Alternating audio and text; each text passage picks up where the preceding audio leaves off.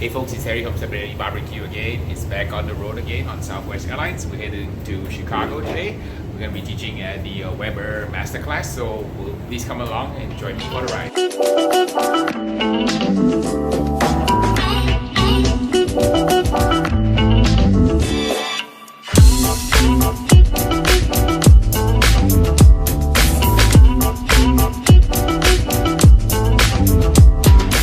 Hey everybody, it's Harry from Teaching BBQ, the YouTube channel that teaches you how to master barbecue so you can spread barbecue love. Super excited to be back in Chicago Airport again. I'm heading out to the Weber restaurant in Schaumburg near Chicago. We're going to be doing a grilling masterclass for 2 days, Friday and Saturday.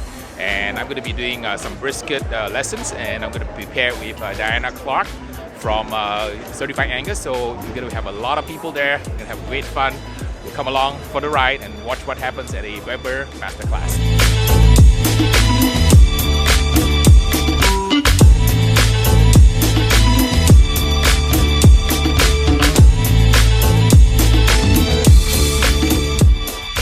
So I'm with my crew, Kiki and Maddie, and from Toronto, and you guys are the social media.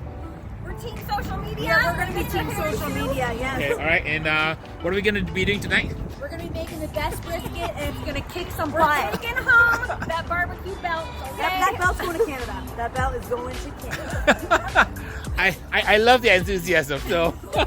Harry's like, okay, let's do it. Let's do it. Okay, so first things first is before we begin the class and cook briskets, especially when there's bragging rights at stake, we want to do equipment check. So apparently they have us out here, and this is it, right? I guess. And this means I hope this stays in. Yeah, I hope it doesn't blow away. We had some problems in previous years. The wind came in and just threw everything away. And then the brisket fell over and the pit fell over, and it was like kind of a it was a lot of drama, but it made for a good YouTube episode. So. I believe it. Okay, but let's hope that doesn't happen this year. I'm getting some good vibes. Think positive. It's not going to happen this year. Yes, we're going to fat that brisket. We're going to season that brisket. We're going to get it on. It's going to win.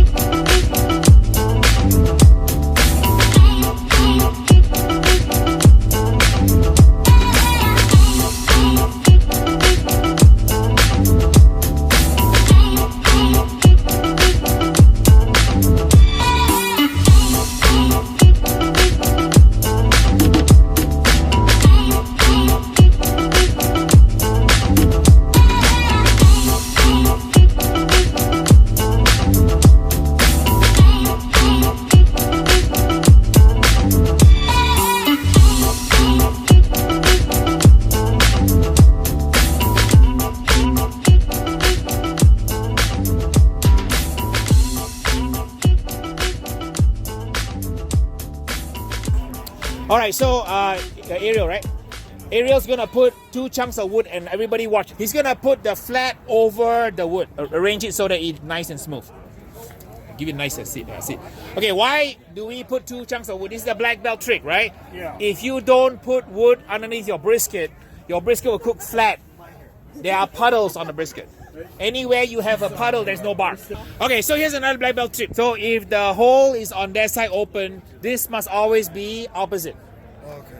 Right? So don't put this on this side because you don't want the airflow on the same side. You want it to go diagonally through the pit. This will allow us to have world-class smoke ring, world-class bark. Yeah, I need about maybe 8 hours or so, 8 or 9 hours. And then we're gonna wrap it in foil. We're going to put a can of beef broth in the brisket. At that point in time, I need to show you the black belt trick of how you rehydrate the brisket. It's a very important step is to rehydrate. You want to tell us that? Well, I'm telling you now in case. 4 a.m., you want to tell us how you put the beef broth in a biscuit? I'm explaining now, so in case you don't want to come at 4 a.m., you didn't miss it. Okay, you be here, I'll be here. On the street at Hyatt. Yeah, I might be here. Okay, good. Yeah. I'm staying at the Marriott, so we'll all be here. Okay.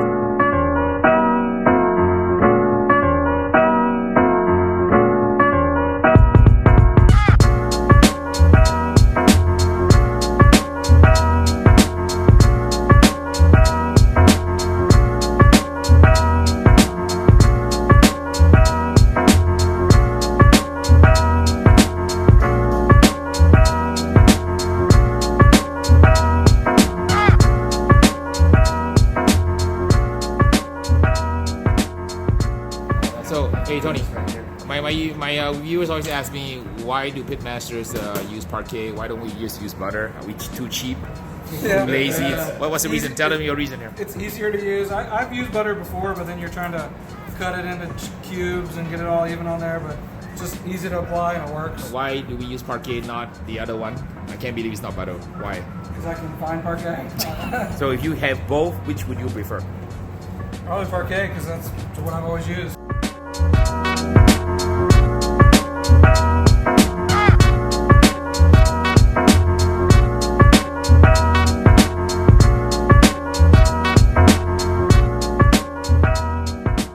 Another question I always get asked, do we set the sauce or we just set the sauce before we plate it in the box? I set the sauce only for 10 minutes at the most. 10 minutes, all right. If your cooker's running a little hotter, then less than that. You don't want it to caramelize, you're just trying to get it to tack up a little bit. It'll pick up a little extra spark at that time too. Chinese side foil in or out? Doesn't matter. Come on, there's a 3-hour argument and fist fight. I like shiny side on the outside, but that's only because it's like an ADD, like crazy, like So this obsession thing. This is driving you crazy right now. Yes, completely. I usually go without. Shiny out. Shiny out? I don't think There's no reason for it. It's just that's the way I've always done it. Okay, Yeah, so you go it's all tradition, in my right? head. Yeah. all in my head. I think that's all it is. Okay. All right.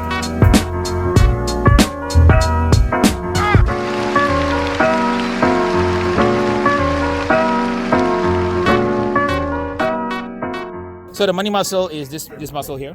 So this is the bone sticking out. So where the cut is right here. So you see the little knob sticking out that way. So you always look for the other side. The money muscle is on this side here. Right here. Yeah, so yeah, the pectoralis profunda here, right here. It's called the money muscle because we win our prize award checks on that muscle. A lot of teams like to turn this muscle in. We cut it to medallions. When we buy pork butts, I like big butts. I cannot lie. So I like a 10-pound, maybe 11-pound pork butt, and you look at the muscle and look at the striations and the marbling and the symmetry of the muscle itself. So you want that one that has a lot of kind of fatty streaks in it, like thin, like hair-like white streaks on it, and those really taste really good. And then also the different kinds of pigs. You have a Duroc, you've got Berkshire, you have Landrace. So as a competitor, I'm quite fussy about the type of pork. So like Compart is a good kind of pork. And also Berkshire is very good. Kurobota pork is really very sweet and flavorful. Kurobota, Berkshire, kind of like a Berkshire breed. So you can go online and look for different online sellers, and you can have the pork shipped to you. So I had the pork shipped to me in Los Angeles. The hard part about looking for briskets at a store, a lot of times they're packaged and you really can't see the marbling in it. That's where branded beef programs come into play. Okay, so if you go to a grocery store and they sell certified Angus beef, you can just look for that logo, and then that would be able to give you're going to know that there's going to be enough marbling in that product to take it home. I feel like Wagyu can get a little bit overpowering at times in terms of marbling, where I can take a few bites of it and then I'm done. Where actually certified Angus beef brisket, I can eat more than one slice and I feel good about myself still. Okay, so that's usually why I gravitate towards more of that certified Angus beef brand marbling. But you have differences too, just in the overall eating experience because of that marbling. You're gonna have, the more marbling you have, you're gonna have more juiciness, tenderness, and flavors, all related to marbling. From my standpoint, from a brisket, you need to have it. Like you need to have at least certified Angus beef traditional marbling or higher. So is that typically sourced at because usually I'll get my brisket at Costco.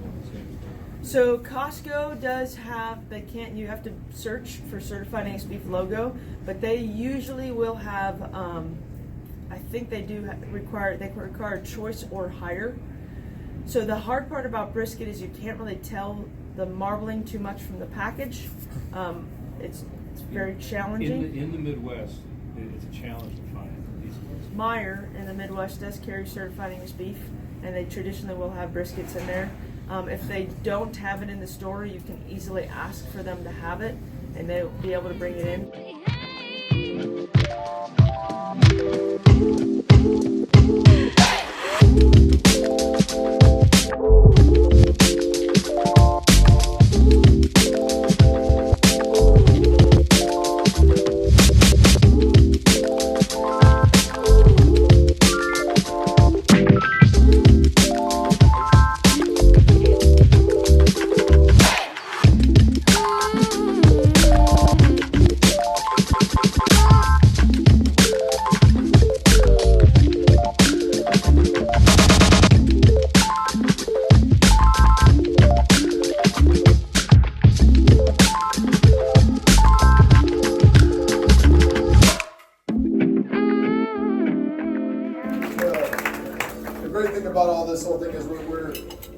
our time back for you guys. This is what we're all about. It's about passing that extra torch to you guys. It's about giving you all the skills, the knowledge, the inspiration to go out and cook better for your families. That's the most important thing that we can do, right? The best gift, I've talked about that we can give to our families is cooking a great meal for them. It's a very powerful gift that when you can cook something and you put your heart and soul into it, like Harry says, and you cook with love, that could be the last time they're gonna have a bite of barbecue, regardless of what happens in life. So that's one of those things that I always carry with me. We're all about inspiring, we're all about building community as barbecuers, bringing Maddie and Kiki down from Canada, trying to get them a little more acclimated, and that's the importance. I mean, for somebody like myself who has daughters, and yes, there's a lot of men here in this room, we have to be more inclusive. Like, how do we get women more into grilling? It's just like that. They're part of our conversation. I take my girls to the grills, they season things, they cook things because that's what they're going to know when they're 21, 22, 23.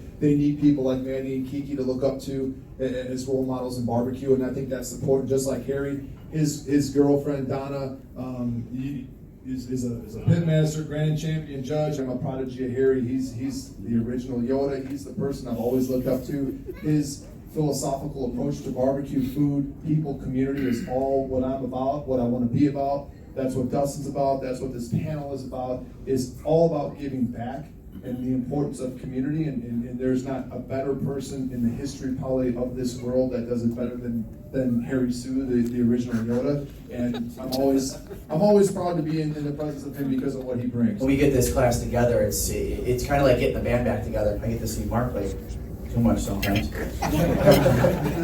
Feeling spiritual. And then I always love seeing Harry because the amount of experience that this guy brings with him is it's just so invaluable. And every time you're in the room with these guys, you think people do things the same, and in a way they do, but they're always bringing new things that just kind of bring an idea of something you might want to try or think about. The more you learn about barbecue, the more you realize how little you know. So every year as we kind of ramp up our game, as we gain more knowledge after spending another year on the road, we try to bring it here and share what we learned the previous year. We always say, right, that when you go to bed at night and if you didn't learn something, you wasted the entire day. So when you go to bed at night, you always have to ask yourself this question: am I a better person, more knowledgeable, more kind, more generous when I went to bed than I woke up? If the answer is yes, then you had a great day. Amen. Thus, why he is called the barbecue Yoda. Hashtag until next year. See you guys next year. Cooking for a large group, how do you stage everything so that when you're ready to serve, everything's hot, you have to reheat? You can use a trick I use when my poker buddies come over. They think that I cooked the brisket and pork butt before they came. I did not. It's cooked 3 months ago. So what I do is I have a lot of meat at home, so I put the shredded or sliced meat into a foil pan. I cover it with a piece of foil, tightly. I throw it in the freezer. So about 3 hours before they come for the poker game, I will take it from the freezer, pop it into a 350-degree oven. Then have a shower, have an adult beverage, watch some TV, and approximately 45 minutes before they come, I'll start the pit up. 45 minutes before they come, I will throw some wood on it, and then about 5 minutes before the doorbell rings, I will put some sauce on my shirt, spray myself in a spray bottle, and then the doorbell rings, I say, hey guys, you're not been slaving all day, man, you can enjoy it. Leave $50 in my tip jar. That's an easy way to do that. So, congratulations to the panelists up here. I've got the announcement of the belt after all that has been said and done. And the new barbecue brisket champions of 2019 is my student, the protege, Dustin Green and his team.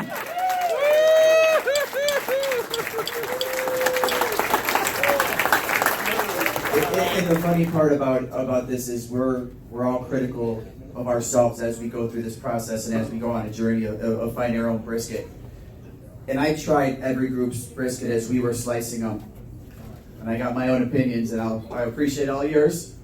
But some of these guys I thought just did a little bit better job, and that's the funny part, is that the judging is what the judging is, and numbers don't lie, as we all know. Data is real numbers. Right, Mark? That's right. Last time I won this belt, we were in Canada, so it's good to have it here on the U.S. soil. Sorry, girls. Staying here. But like as Kevin said, I'm a student of Kevin. I know what I know because of Kevin. I'm pushed to what I like to do because of Kevin, because this man brings a certain passion for what he does, and I will tell you that there is nobody else out there that brings passion to barbecue and to grilling like this guy. And to be able to work with him on a daily basis is something that I cherish, and I appreciate that.